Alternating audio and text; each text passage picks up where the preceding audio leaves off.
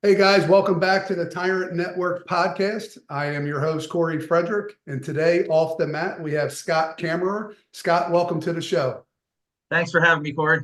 Absolutely. As always, I just like to give our listeners a little bit of an intro or your bio and kind of so they know who you are, and then we'll kind Sure. of get into the meat and potatoes and let you tell everybody, how you got there. But Scott is currently the CEO of SoDel Concepts, which is a business in Rehoboth Beach, Delaware.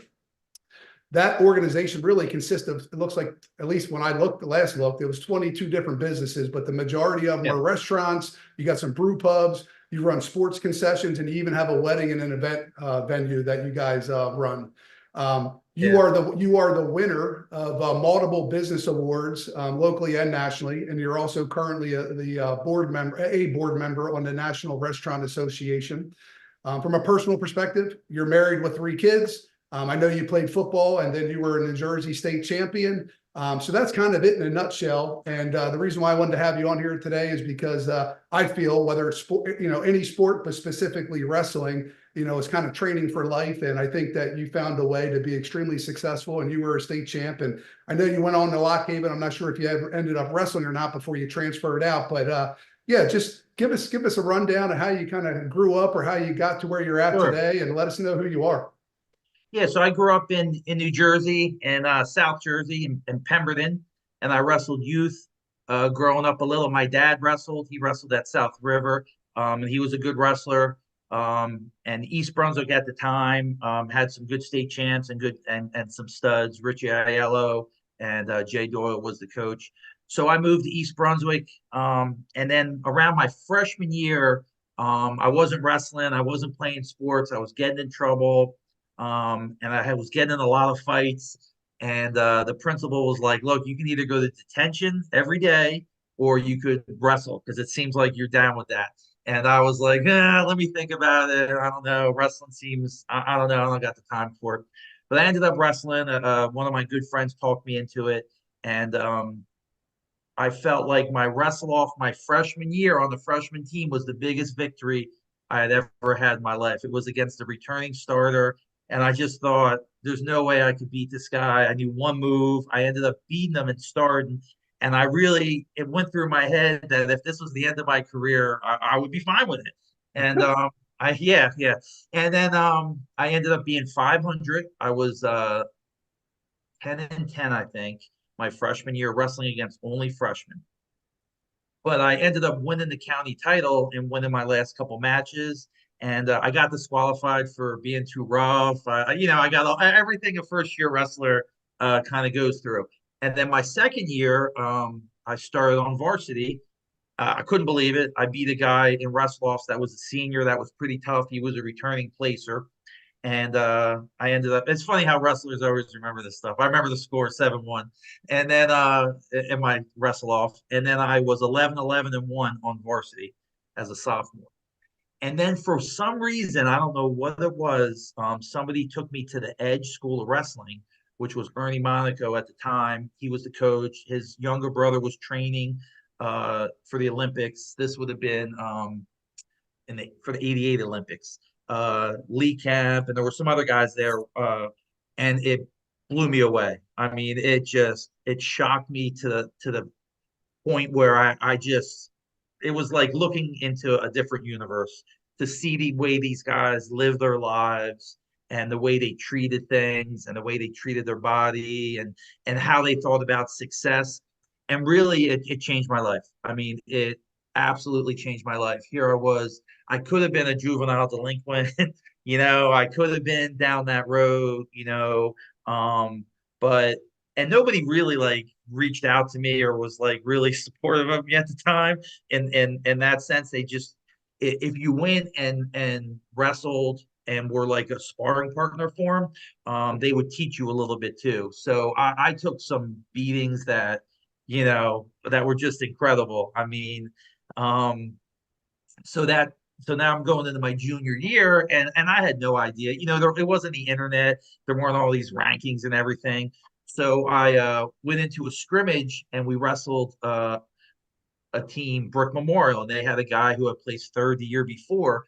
And I wrestled him in a scrimmage and I pinned him in 10 seconds. Holy And shit. everyone was like, wait a second, like whoa, whoa, whoa, whoa, whoa. And I ended up going undefeated for 2 years in New Jersey.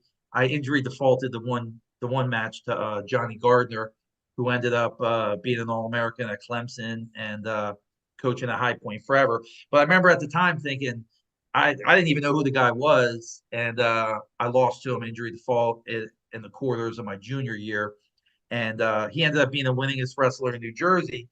And I thought, maybe I'm not that bad. You know how everyone has that realization. You're like, you think you're terrible, and then you're like, maybe I'm okay. And so I felt better about it. And then I really started training.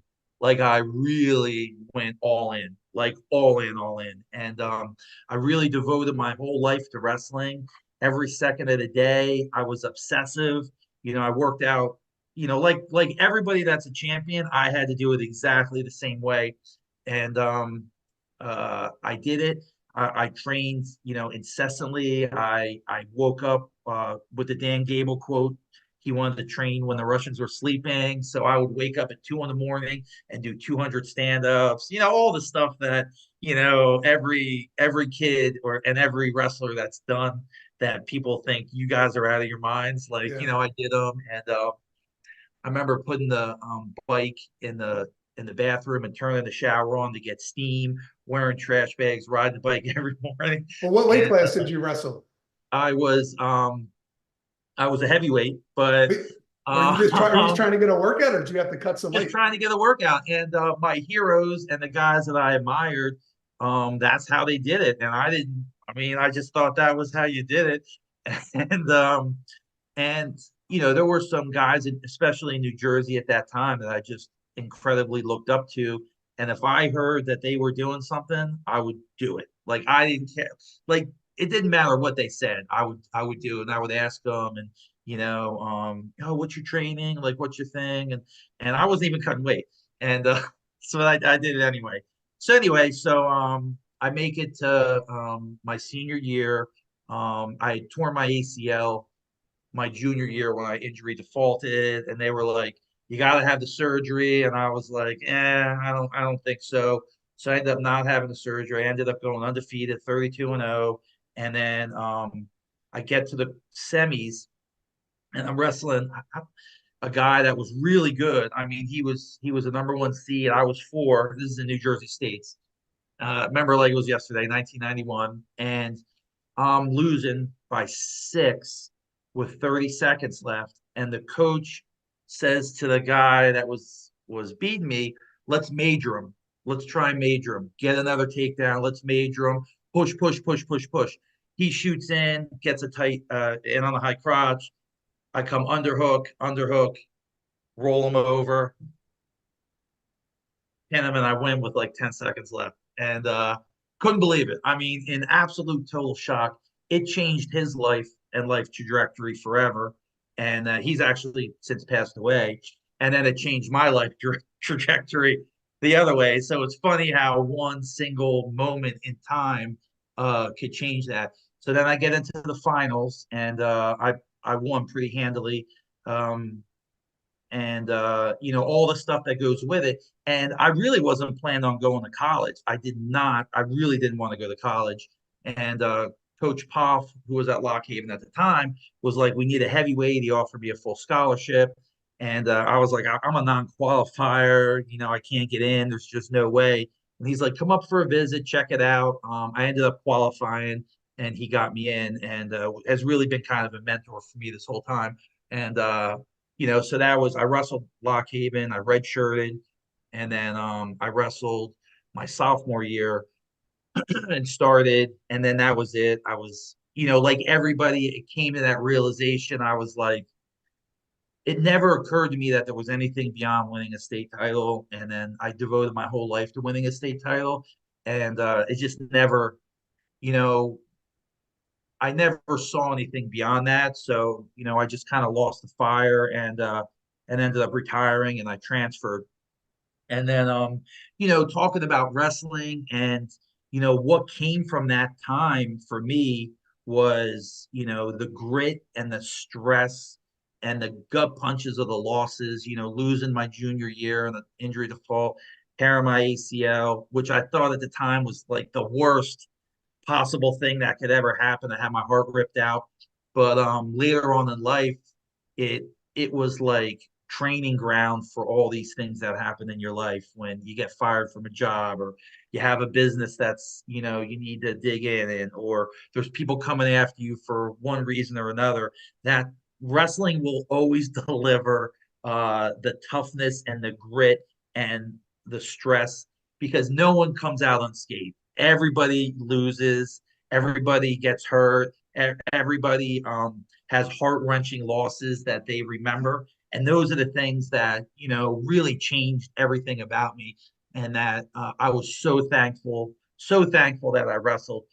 And the being a state champ, and I ended up being a A6 All-American and was on the poster. And it was just crazy for me because I was not very good. I was a 500 wrestler, and probably at heavyweight, it's a little different. I think if I was 135, it might not have been the same thing.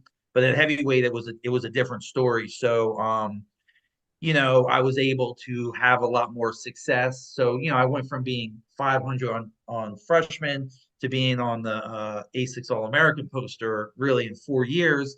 And for me, that made me think, you know, maybe I can do anything. You know Yeah, what I mean? yeah.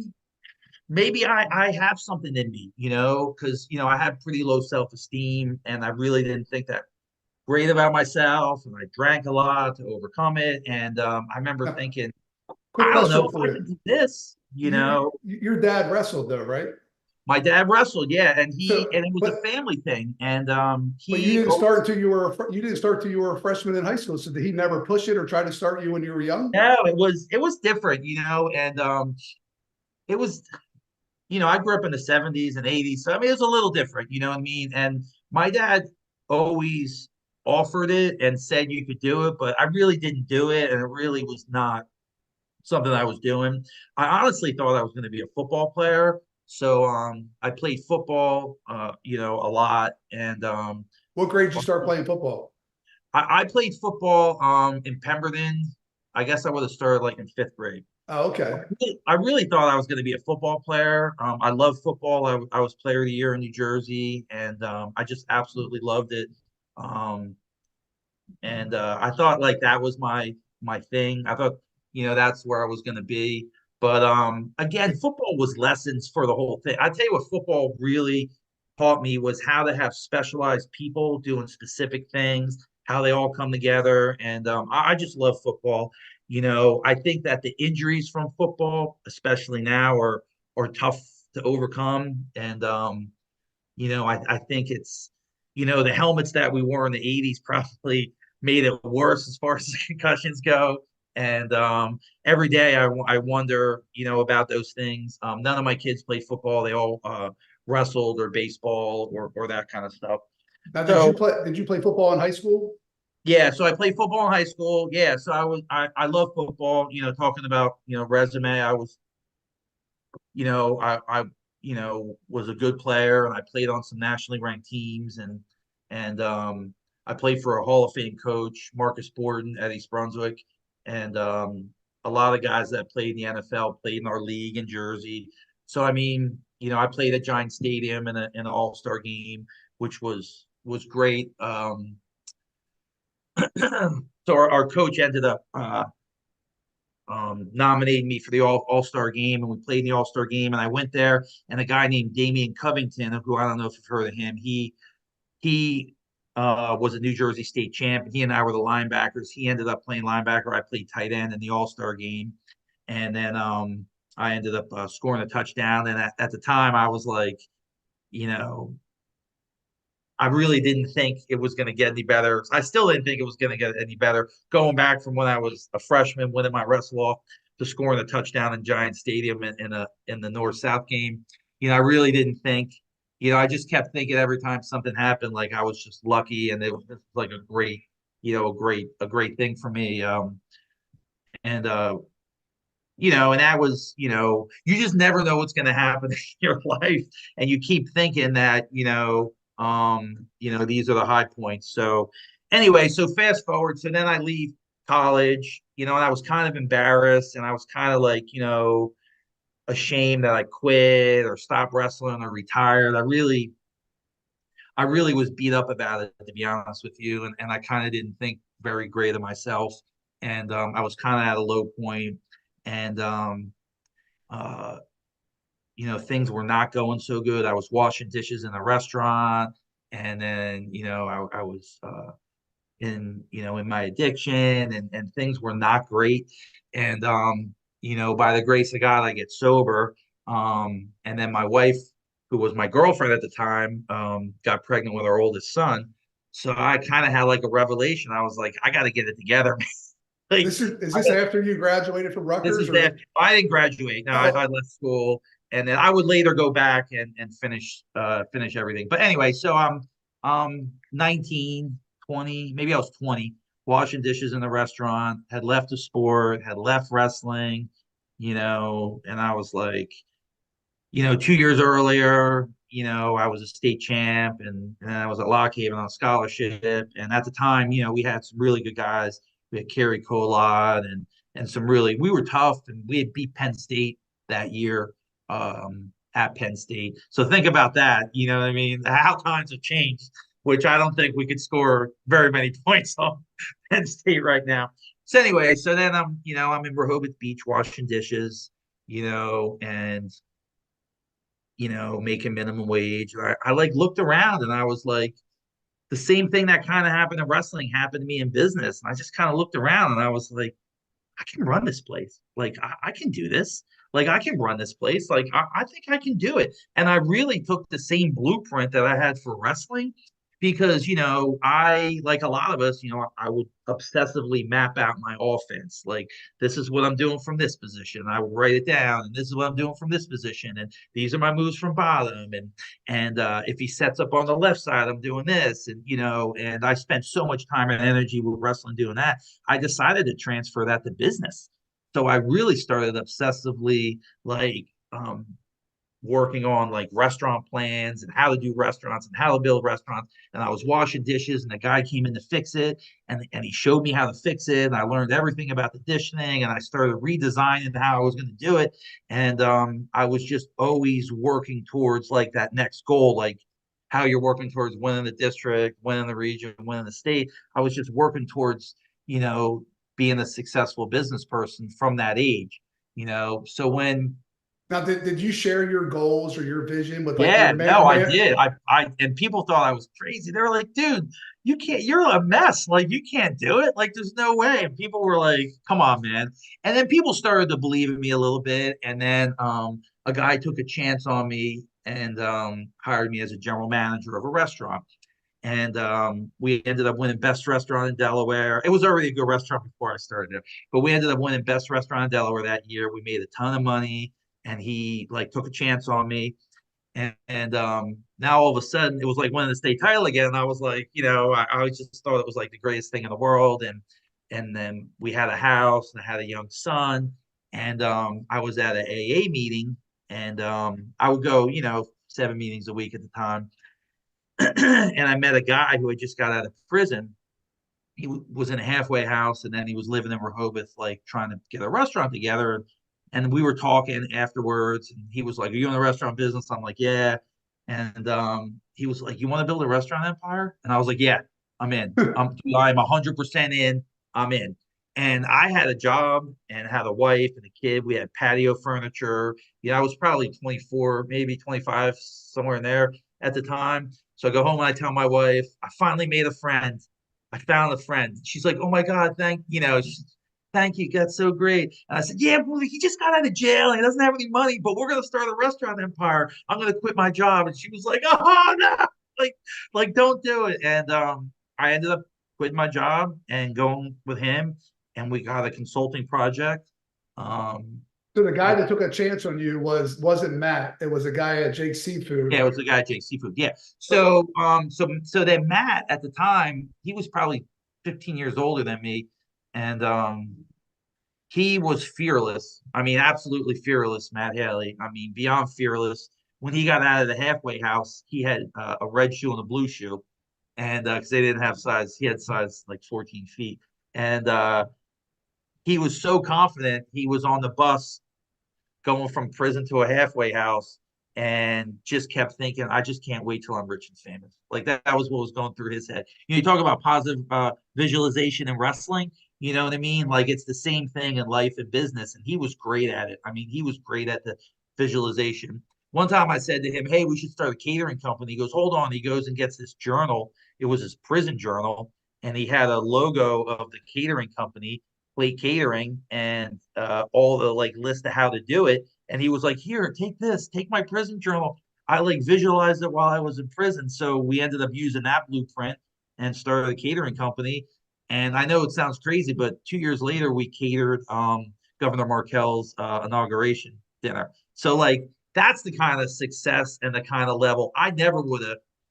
I I had some success in the wrestling and stuff, but it never occurred to me you could translate it to the business. And he was like, dude, we're gonna write it down and we're gonna do it. And he pulled it off.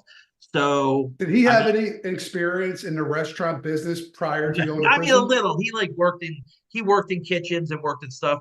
But when he got out of the halfway house, he had like no big time experience, you know. And so he come so I'll back up a second. So he comes to Jake's. So I'm running the restaurant. He's like, I'm gonna come check you out, man. I'm gonna come check you out. And he comes and checks me out. We were so busy. There was a line out the door. Everything was going good. And I probably looked like I was 15 at the time, you know what I mean? 24 or whatever. And I'm running it. He's like, you sure you're running this place? I'm like, yeah, yeah, yeah. Because he's like, I need a guy. He goes, I got these big dreams, but I need a guy that could do it. And I was like, I'm your guy, man. Like, I am your guy. I promise you, I'm your guy. I'm like trying to sell him, you know what I mean? And I was like, I can do it. I can do it. And years later, somebody said, "Oh, well, Scott does all the work, Matt. Like, you don't do any of the work. You shouldn't get any of the credit." And Matt goes, "Don't ever forget, I'm the one that picked Scott. You know what I mean? I'm the one that saw them out and picked them and recognized that he had talent. You know, same as in sports, like you're looking around for the good guys to put on your team and whatever. And Matt's like, I picked him, put him on my team, and gave him the support and the ability to do it. So fast forward, But then really, at that point, though, really, you had a job. You were running a restaurant. All he I had had a was job. He didn't have a all job. Yeah, he had yeah, nothing. I thought he already had yeah. established restaurants. He just had a vision. No, he didn't have anything. Yeah. So so fast forward then, we had a tumultuous relationship because as you can imagine, you know what I mean, we were pretty hard headed. So like we broke up a couple times and got back together a couple times. So he he kept moving forward and I kept moving forward. So I had a restaurant. He had two or three at the time. I sold the one I had, and then we teamed back up. And I think he had three or four when we got, but we kept the consulting company the whole time and would do projects together. So fast forward, now we're working together, and we got two, three, four, five, and then I think we had seven or eight. And he wins James Beard Award. He won Chef of the Year. He won Humanitarian of the Year. This is all in 2014. He wins all these awards. He's hanging out with like Martha Stewart and like he's really doing great. Like couldn't be prouder. It was like a miracle. And then so we're doing really good. We're cooking at the James Beard House. We're opening restaurants. Everything's like great. You know, we put kind of our differences aside and I found my role, he found his role. And he goes to India. No, he goes to India on a humanitarian trip and he got hit by by a truck. He was driving a motorcycle, hit by a truck and killed. He died in India in 2014. And I was like beyond crushed. I mean, I was that I thought, it was the call that you always don't want to get, 3 o'clock in the morning, your business partner, your best friend, your mentor, a guy that, you talk to every day of your life, for a long time, it's the worst possible scenario. And I was like, I don't want to do it. I don't want to do it without him. And I ended up like looking in the mirror and like really having a deep conversation with myself. Like, you can do this without them. You can be successful and you can carry it on. And I really didn't want to do it. And I went into one of the restaurants and a young guy was like, Mr. Scott, what's going to happen now that Mr. Matt's dead? Are we all going to lose our jobs? Are you going to, we all close the restaurants? And I was like, no, I'm going to do it, man. I said, I'm going to do it and I'm going to make it fine. I'm going to take care of you and don't worry about it. And that's really how I kind of made the decision. And, you know, and the wrestling stuff and the football, like it has come in so handy because, you can't back down. You can't back down from opponents. You can't back down from a guy because he's tougher and stronger. He's got a tattoo or whatever. And that's kind of how I always looked at it. It also helped, from the wrestling side has always helped because, when you get into situations and people try and intimidate you, a lot of ex wrestlers think themselves, come on, man. Like, uh, dude, I would double leg you into the mat and I'd pin you in 13 seconds. So I mean, that was helpful. So anyway, so since Matt's passed away in 2014, I think we've opened maybe like 18, maybe 15 or 18 more businesses.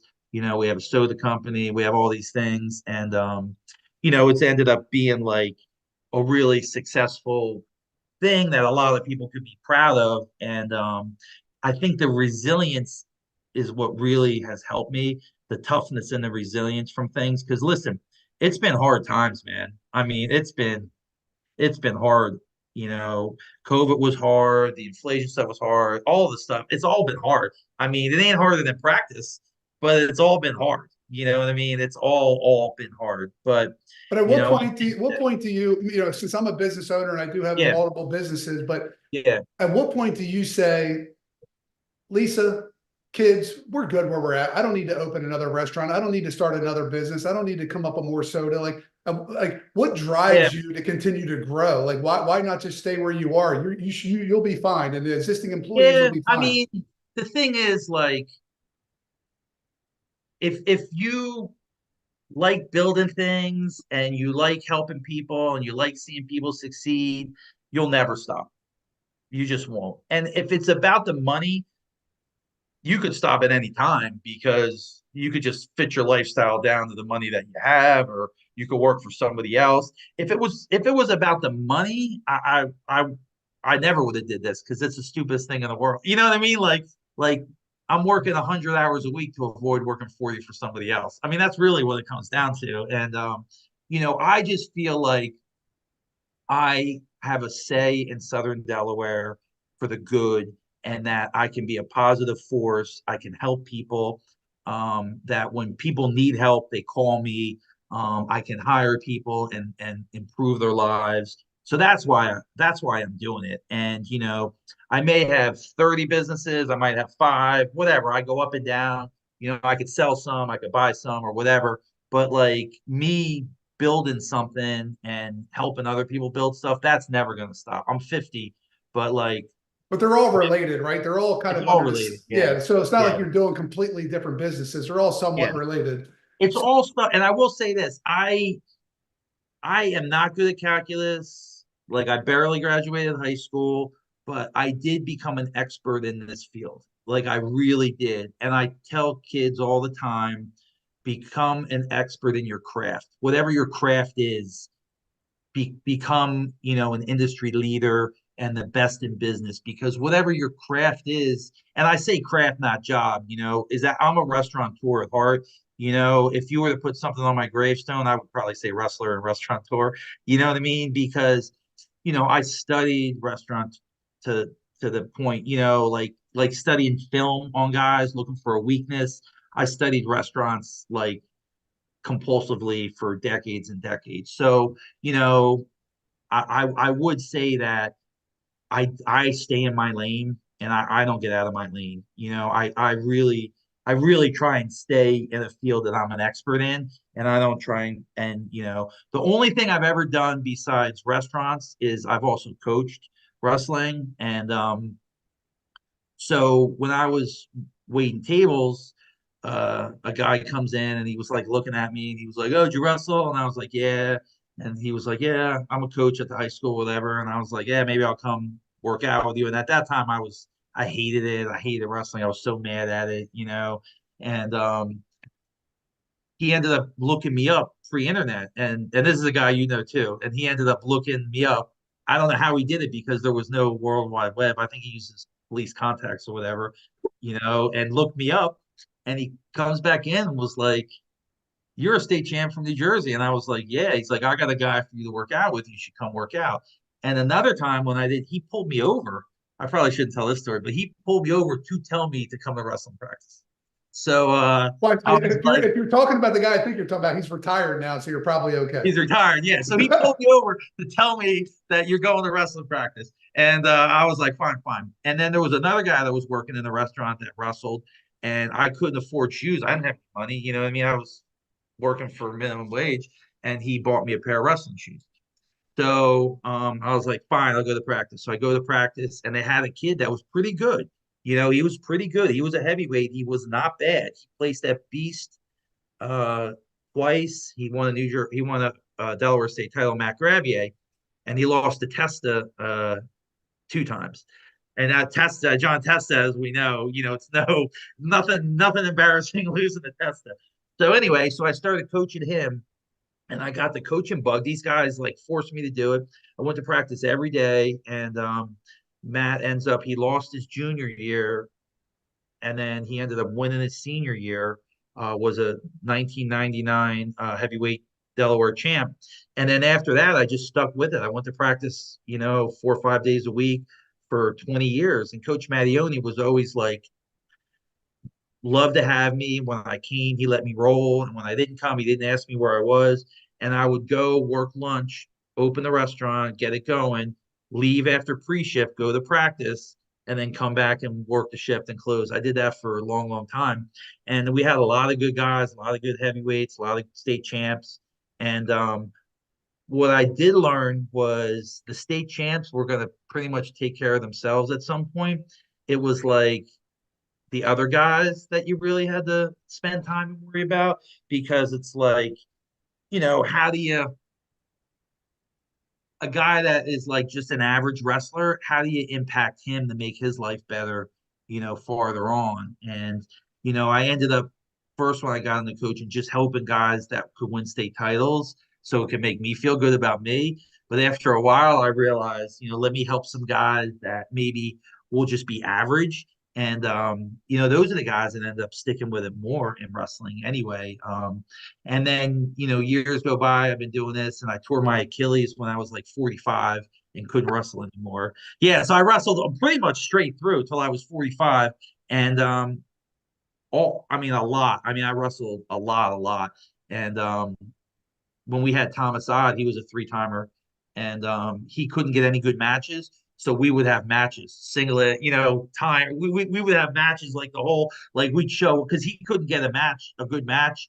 And I felt like he needed matches, because if he was going to place at Fargo and do all these things, he needed matches. He ended up placing at Fargo, going to Navy, and having a great career. So, even the superstars need something. All these kids need something. And if I could provide it, even a little bit, I would. Now my son, Holden, who's 24, he's back. He's helping the kid.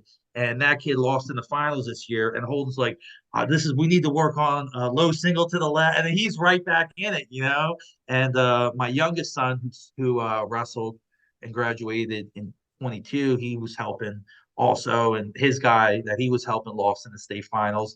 And they're even more into it now, which is what I really love. So, so anyway, so now since I hurt my Achilles, I can't wrestle like at all. I got like one match left of me, and I'm trying to save it, Corey, for like, for like if I really need it. But I started doing the announcing, which I never wanted to do the announcing at all. I was really just a sponsor. And then, Benny got me to do the announcing, and I've been doing that, and I love it. I mean, I just think it's like the coolest thing in the world. I don't know why, you know what I mean? And I like it because I bust Benny's chops sometimes during the thing. So I think that's like a good thing. But we ended up doing the announcing, and we do all these matches and say good stuff about kids. And kids come up to me and they're like, "Oh, thanks for saying something nice about me." And I'm just like, God, I wonder if anyone ever says anything nice, you know what I mean, to these Yeah. kids. So I think like me still having a role in wrestling, when I was a wrestler and I was the star and I was a high school All-American, then I was the workout partner, coach. Now I'm the announcer that says nice things. There's a spot for everybody in wrestling. You know what I mean? Like, not everybody's going to be the state champ coach. Not everybody's going to be, Cal Sanderson, undefeated. Not everybody's going to be that, but there's a role for the rest of us, kind of like in the sport that we love. And for me, like, I really found my role each phase of it. I really kind of found my role. And I think now, you know, looking back, the thing I'm most happy with is the times I know this sounds bad, but the times kids' hearts were ripped out, because I think that's the thing. If they can process it the right way, that's the thing that's going to help them the most. And I say, so my older son, my middle son, sorry, we're wrestling at Smyrna. We haven't beat him in 50 years. He gets pinned on alumni night in front of everybody at Smyrna. We lose the match. He goes outside, bleeding nose, singlet down, laying in the snow crying,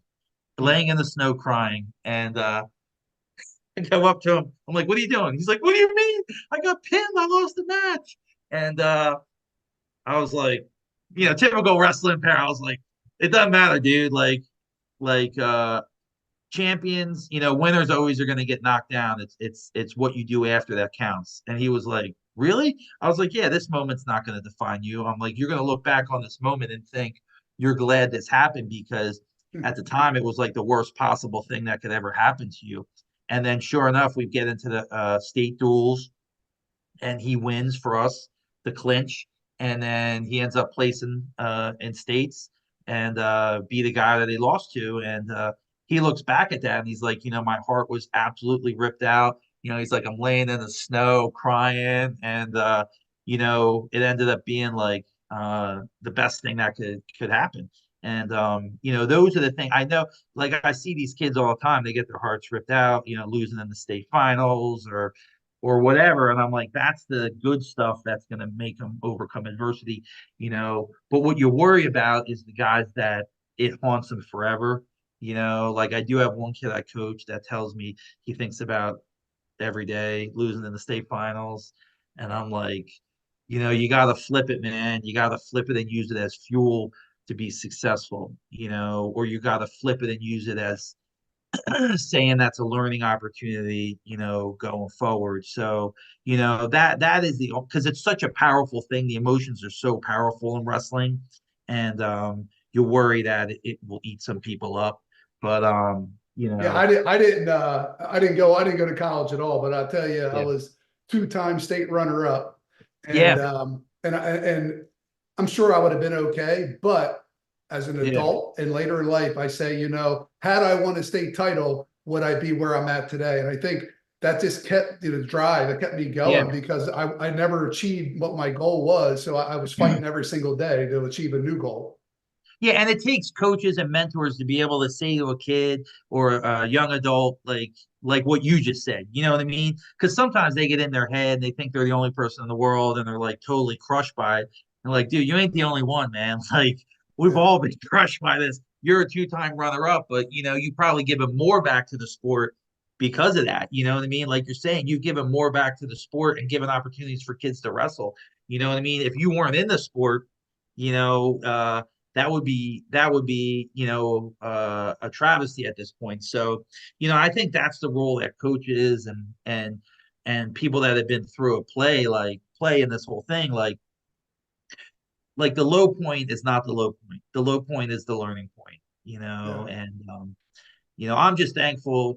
Some of the people I came across in my life in wrestling have been so beneficial to me. and yeah, and it's still, to me, I the losing in the blood rounds in my sophomore year, um in the regions to not go to the states, I thought was the end of my everything. You know what I mean? And then you know, fast forward to having like a partner die, or to COVID when all my restaurants got shut down. I still remember when COVID got shut down all of our restaurants.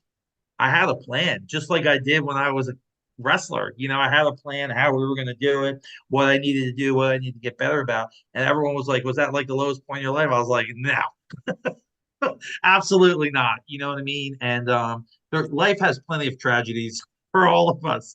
And I just think wrestling, kind of helped us through that. And at a young age, at such a young age, when you invest all this time and energy into it, and Yeah. but Well, I'm gonna jump around a little bit if you don't mind. I didn't want to yeah, go interrupt ahead. you. Yeah, I ramble, so No, whatever. no, it was all Yeah, good stuff. So yeah, I'm gonna kind of jump around different places. I want to touch on some things. So first, let's go back to when you had the stability of a paycheck and you had a job. yeah, Now, I yeah. don't know if you said your wife was working at that time or not, but I know you were No, a young parent, so you had no other income.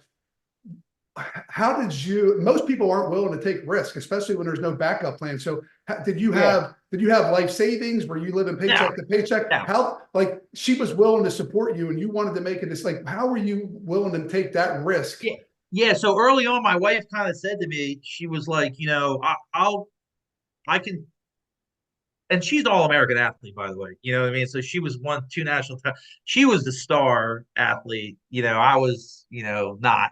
And she won two national titles in college, was an all-American What sport? field hockey at Okay. Lock. And I went to all the games, loved it. And she was like, "Look," and I was totally shocked when she said that. She said, I want to take care of the kids, take care of the house, and support you, and do whatever it needs to do for you to be successful, for you to go out into the world and make a success of yourself and take care of our family." And I was blown away. I was like, But were "Okay." you scared though? Like, were you nervous? Did you have a backup plan or were you just like, I'm No, going to I get, had no money. I didn't have anything anyway, so there was nothing to lose. You know what I mean? yeah, Like there was literally nothing to lose. Like I had nothing. I came to Rehoboth with I didn't have a car. I came with a bike, and I think I had like 20 bucks. I mean, we didn't have much, so we first got our first apartment in Rehoboth. We laid out all of our money that we had left, and I think it was $23. It was not much. So you know, I've been rolling the dice and taking risks and overcoming odds. And I think my exit strategy and like if I was really hugely successful and I sold everything and made $100 million, I would open a little restaurant and do the same thing I'm doing. Or if I lost everything, I would open a little tiny restaurant, and you know what I mean? So it's really the yeah. same.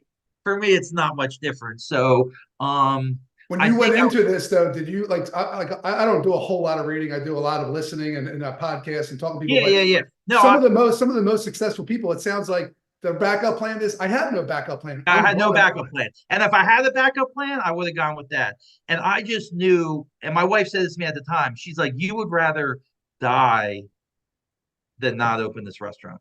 And I was like, "Yeah, I'd rather die than not open this restaurant." And I guess that's what it takes. And then one of the restaurants, she was like, "You either gotta sell it or we're breaking up." And I was like, "Oh, I'll sell it," because I'm like, "You're the most important thing." You know what I mean?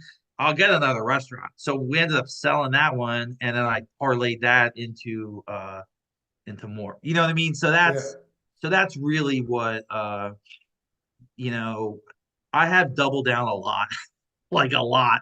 And I've taken a lot of chances and a lot of risks. But the one thing if you boil down to what I'm good at, is surrounding myself with good people and knowing what I'm not good at and surrounding myself with people that are good at it. And, you know, I'm good at coaching people, I'm good at supporting people. We had a thing recently where, like, the chef was going through a hard time, and I was like, "Dude, I got your back. Like, I'm there for you. Like, you're the talent, you're the star. I don't want you put it all on me. I'll worry about all this other stuff that you got going on in your life, and I'll help you. You just worry about making the food and being great." And you know, another thing I think in business that people miss is when the people that are working with you are at their lowest, is when you should provide the most support, because that builds, like, those strong bonds, you know. Um, it's almost like that trauma bonding, you know, like when people are going through a divorce or some or whatever, you know, whatever they're going through in their life, if you could help them in their time of need, that that that makes for a stronger organization. And if they know and trust that you're going to help them, I think that has been, you know, a successful thing for me. And, you know, I definitely stress some people out with the chances and the risks I take. I mean, I definitely, I think that I could have, just had 5 restaurants and rolled with it. And I could have had one, but there's just something in me that wants to keep going. And I think I'll retire when I'm 70 is what I'm 50 now, so I got 20 more years. So I think I'll do it till I'm 70. I look at guys like Alex Pires and Dewey, who's been really successful. And I was like, well, when do you sell them? What do you do? He's like, nah, you die with them. So, Yeah. so sometimes I think that, and but you know, restaurants are counterpunchers. So, if times change and things change, you could kind of change. So, I think that, just like I took that chance and did that move against that guy, like that when that guy shot in on me, the major, I could have bellied out. You know what I mean? In the semifinals of states my senior year, he was in deep. I could have bellied out and just tried not to get pinned, but I didn't. You know what I mean? And if I would have lost, I would have lost, and I would, roll, and it's not the end of the world. Losing isn't the end of the world. It's not. It's more of a temporary setback. And All right, jumping around again a little bit. So you don't necessarily have to go into detail about yourself if you don't want, but I know you mentioned you met your partner, Matt, in yeah, AA. I know you mentioned that you had, yeah, an illness or an addiction. I think what I really yeah, want to know is what advice can you give to somebody that is on their road to recovery now, whether it's drugs or alcohol or whatever. I think a lot of those guys yeah. are in the lowest part of their life. They've lost their job, they lost their family, they have no money, they think that they're worthless. What advice can you give to them to let them know that there's still hope and they can be just as successful as they want to be? Yeah, so I'm like going on 28 years sober. So it's almost like a lifetime ago. And I will say that early on in sobriety, chasing sobriety, like you chase the bag or you chase the drink, is the level that you have to go to get sober. And that living by the grace of God and your higher power taking away your obsession and compulsion to drink. It sounds like ludicrous, but that the 12-step program is a miracle and that 12-step programs work. Um, Even when you're not ready, it all adds up.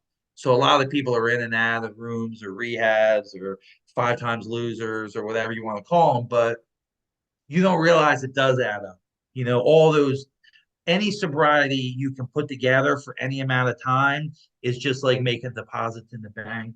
And it's one day at a time. And I went all in on sobriety, just like I went all in on wrestling and just like I went all in on business. Like I went all in, like But individual were you like therapy, a, group therapy. would you consider yourself though, let's say like a true alcoholic, or was it just a Dewey Beach way of life and you were just partying a little too much and you had to get your shit together because now you had kids?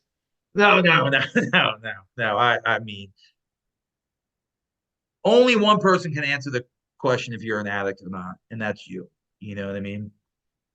So like I remember when I admitted I was an addict and an alcoholic, and it was a freeing experience. Like just like you're saying, like the disease is like, you're fine, dude. Like you're totally fine. You're totally fine. Like it's just a Dewey thing. But like when I admitted it was a disease and I was an addict, it was the most freeing moment. When I had my moment of clarity, my whole life became better. And my life in sobriety, I've never looked back. I've never, I got sober when I was 15 for the first time. And then I got sober again when I was 18. And then I think when I was 24, I got sober for the last time. And you know, I've never questioned it. I've never looked back. I've never thought what could have been.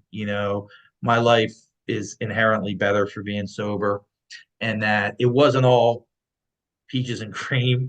You know what I mean? It was still hard. It was still everything, but it's been infinitely better because of the sobriety. And since then, I've never questioned if I'm an addict or not. And I could be right back there tomorrow if I was businessman of the year this year in Delaware, but I could easily be, you know, So I feel homeless like and using. Like it wouldn't take long. You know what I yeah. mean? Like it would not take a long time for that. I don't think anyway. And if I could drink responsibly, that would be a totally different story. But I don't, I've never questioned whether I can or can't since I've gotten sober.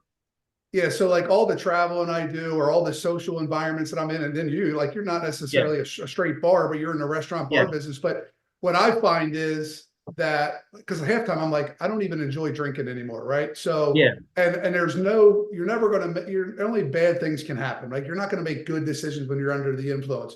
But yeah, what I find is that when you're in an environment where it's just expected that you're going to drink all the time, and then if you're like, hey, no, I'm good, I don't want to drink, I'll take a water, I'll take a lemonade, yeah, whatever, everybody yeah, thinks you have a problem. But it's like, yeah, how else do you wind down? How do you a yeah, long day of work, or when you're on vacation, or you're in a social environment? It's like, how do you exist in those environments without a drink in your hand? I mean, fuck, I was at Starboard a couple years ago and I just wasn't drinking at that time, and the bartender started making fun of me when I ordered a water.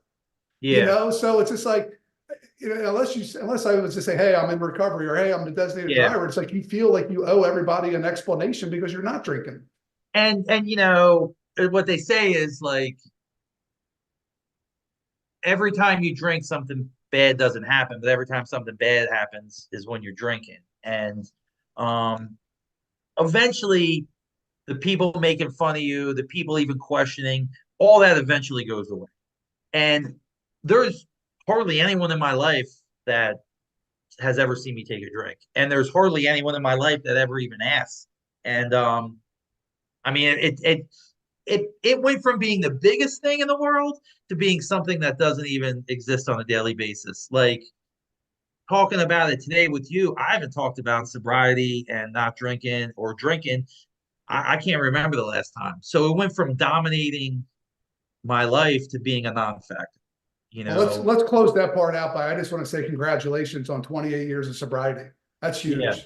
So, yeah, it probably becomes more of a lifestyle now, where like other people are counting the days, but that's yeah. just awesome, awesome job, for Yeah, you. and I think like with everybody, everybody's got their own path and their own journey. And listen, I white knuckled it for a long time, dude. Like it was, it and really for me, I probably should go to more meetings and give back and be the guy in the corner that says keep coming back. It works if you work it. Like, that if I didn't have so many businesses and coaching doing all this stuff, I probably would play that role. And I think like people talk about retirement. I think that's probably going to be part of my retirement when I'm in my 70s. If is to be the guy in the room that has one thing that says the same thing over and over, like keep coming back, work if you work it, or your stinking thing, okay, whatever. I mean, I think that's I've always thought of myself like that would be my role, like that would be a good role for me.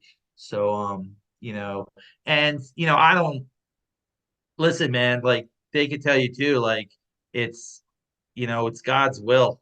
I mean, in a lot of ways. And it's something that's bigger than yourself. And I don't consider myself, I consider myself, I guess, lucky that, that I'm sober, but you know, it's not something that like dominates my life every day. Now it did, Yeah. but it doesn't anymore. And I can't remember the last time somebody said or has even asked me to have a drink. So, and I was sober, I was getting sober in bartending, and that was really interesting Wow. to say the least. And I worked at the Starbird also, and it was like the same kind of thing. And so and also, and this is the last piece I'll say is that I'm a little different in the sense that I changed everything. I changed all early on in sobriety. I changed everything. I changed, everything about my life. Uh, to be sober and not drinking. Anyway, But you mentioned that you help people, whether it's through coaching or building businesses, provide yeah, opportunities and yeah, compensation. But you also have started SoDel Cares. yeah, But it's it says you like to help at risk youth, yeah, former inmates and elderly. So what I really would love you to maybe elaborate a little bit on it, if not the whole organization, is I know some people, some good friends, multiple people that I know that once they get, and you talked about Matt, how he came out of prison, but some of yeah, these guys are coming out of prison and there's no system in place to help them at all. And then yeah, they can't get normal jobs because they have felonies on their record. So yeah, when you talked about, former inmates kind of getting released back into society, yeah, what are you doing to try to help them or how, yeah. And the restaurant business is a good business for that because uh there's a lot of training. The food bank has a great training program. First Aid Community Action has a great training program where the food bank has this great program, Chef Hunter. You can go from prison, halfway house, food bank to job in a pretty succinct fashion. And the restaurant business is very accepting and very forgiving. Um, the key is to get with a restaurant or a group that values sobriety and values responsible drinking. Um, but I only know the restaurant business, so I always have to talk about that. But there is opportunity, and there's always been opportunity in restaurants for people coming out of incarceration. I was a commencement speaker at Baylor for their graduating class for all the people that got their GED, and one of the women at when I gave the commencement speech is now a manager at one of the restaurants. So it's there. You know what I mean? It's there if you want it, and it's by great, by the grace of God, it's possible. I also had a guy that did 30 years. Like he got out, he was going to wash dishes. I had him a job, trying to set him up. He stole some cigarettes, ended up going back, got violated, ended up going back. So like, there's a big spectrum of what can happen, and it's just like anything else. If you want it bad enough, it's there for you. And you know, being able to check your ego, which is what happened to me, having to check my ego to wash dishes and take out the trash and sweep the floors. I wanted to scream, when I was doing it, I'm a state champ. You know what I mean? Like I'm not cleaning up that puke. You know what I yeah. mean? But I didn't, and I, and was able to build on it. But the there's a lot of systems set up in place for people if they can take advantage of it. But also people are harder sometimes on addicts or people coming out because they're holding them to a higher standard. So they think, oh, well, you're just going to roll over and enable me when that's not the case. You know what I mean? Like that is not what's going to happen. It's not a charity, when it comes to some of these, not ours, but all these businesses, it's not a charity. Like if you want a job and want to work and advance and move up, then that's there for you in the state of Delaware. But if you're not going to come to work, you're not going to learn, you're not going to pay attention, or you're still using or whatever, or you got a problem with ego or temper or whatever, the best thing that they could do is say you can't be with us. You know what I mean? And then hopefully that lesson kicks in and it comes around. And I'll tell you this one story. So DAPI, which is Delaware Adolescent Parenthood. I can't remember the rest of it. So they are for teens who are have a child out of wedlock or they're pregnant. So there's a school that they go to, and Matt Haley was driving down the road, and he saw on the side of the road 6 pregnant women in a broken down van. Pulls over. He said it was like one of the highlights of his life. So pulls over. He can't fix anything. So he pulls over, calls me, and says, "There's this broken down van. I want you to buy him a new van, so they can get back and forth to school." And of course, he gave me the wrong name. It wasn't that. He was saying Daffy. He was saying these Daffy pregnant girls need a van, and I had no idea what he was talking about. So anyway, so long story short, we buy a van. SoDel Concepts buys the van, gives it to him, and we've been a supporter of him ever since. And yesterday we gave him a check presentation for one of our fundraisers. And, the best thing I could do in my role now is to support people in that manner.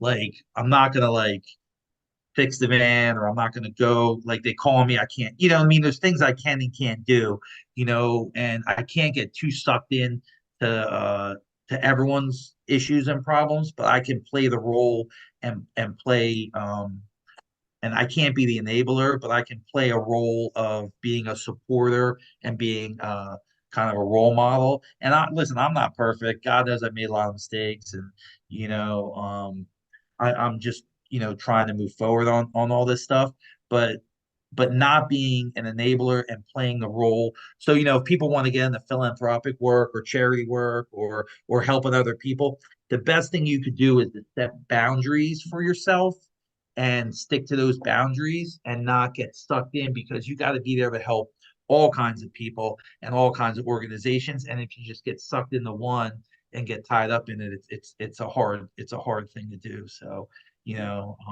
but yeah. So I don't know. I forget what your question was, but yeah, Uh, I'm going around about answering. Oh, Yeah. So about this. yeah, Well, how you were yeah, helping people that were getting yeah, released from prison when most people aren't giving them an opportunity. But so yeah. And I got to remember, the more successful I am, I can't be like, I'm not helping people. The more successful I am, the more people I got to help. And yeah, the founder of our company learned to cook in prison. So that's it. You know what I mean? So what am I going to do? Turn my back on? But I also got to be careful. I'm not an enabler, and I don't like let people do stuff. And it's a business. So like, I have a chef who, if I say, hey, I got this guy, but listen, if he doesn't do what he's supposed to do, the best thing you could do for him is to let him go. The best thing you could do is let him go. Don't give them a fair shake, teach them, do what you can, but the best thing you could do is hold them accountable. And that's the best thing you could do, is hold people accountable for what they're doing and help them and support them. And and it's not always the first go around. I had this guy, he came out of prison, worked with me, kind of relapse, whatever, ended up stealing some money. And I was like, when I let him go, I was like, how much you think you stole? And he was like $500 or whatever. And he didn't have anything then. I was like, listen, live your life the best you can live it. Someday when you have $500 and it doesn't stress you out or whatever, send it to me. And last year, a decade went by. He sent me wow. I think it was $502. So my bookkeeper comes, she's like, what in the world is this? And I was like, I don't know. She's like, what is this check for? And I was like, I don't know. I opened and read the note, and it was the guy sent back the $502. It was a decade later. And he said it always stuck with him that I didn't press charges. I didn't, and he someday, I think he said he sold maybe he sold a property or something and made some money and sent me back the $500. So, That's you know, I, amazing. I thought that was a cool Yeah. story. So So as we start to kind of wrap things up, as an entrepreneur and somebody that built a business from the ground up, yeah, what advice can you give, or do you have for anybody that's looking to start a business? Because I feel like everybody, their parents, they all want them to go the safe route, go to college, get a job, get a paycheck. yeah. But what advice do you have for somebody that wants to be an entrepreneur? Some do's or don'ts. Well, I would say if you want to be an entrepreneur, I'd say don't do it. I would say if you don't have a choice, then be an entrepreneur. If you could work for somebody else and make a living and be a key component of their organization and be a number two, I think that's not bad advice. For a lot of people, going to college or the military or some kind of structure is the best thing. I mean, I was an unusual case, and I would not expect, my journey to be. I would wish it on anybody for the but I think try to be the best version of yourself. And if you really are going to be an entrepreneur, only do it in something you know everything about. Like, learn that craft and learn that trade on someone else's dime, and become an expert in it, and become an authority on something, and then take a chance on yourself. Because it's like, and I always go back to this, like, if I didn't run those 5 miles in the morning, if I didn't ride the bike, when it came down to overtime in the third period, I would have folded, you know. So I wasn't just going on the mat and wrestling, Yeah. all this preparation, all this time. Nobody knew about it, because nobody sees what you're doing. But you can't lie when it comes to the third period. You can't lie when it comes to conditioning, and it's the same with business. Like you can't lie about if you really know what you're talking about and doing, and the resources are out there, so become an expert in it, and you got to crave the knowledge and crave the ability. And look, that life's not for everybody, man. Like if there's an easier, kinder, gentler way, I recommend that. If there's not, if you're one of those people, and there's also plenty of people that like have side hustles, and there's also plenty of people that are well adjusted that can start a business. You know what I mean? I was not well adjusted. You know what I mean? I was always manic about things, But if you could be a well-adjusted business owner or be a partner or you know, what I'm doing is probably a dying breed, you know what I mean? Building an empire, having all these businesses, being in an area, it's probably not sustainable into the future, I wouldn't recommend it really for anybody.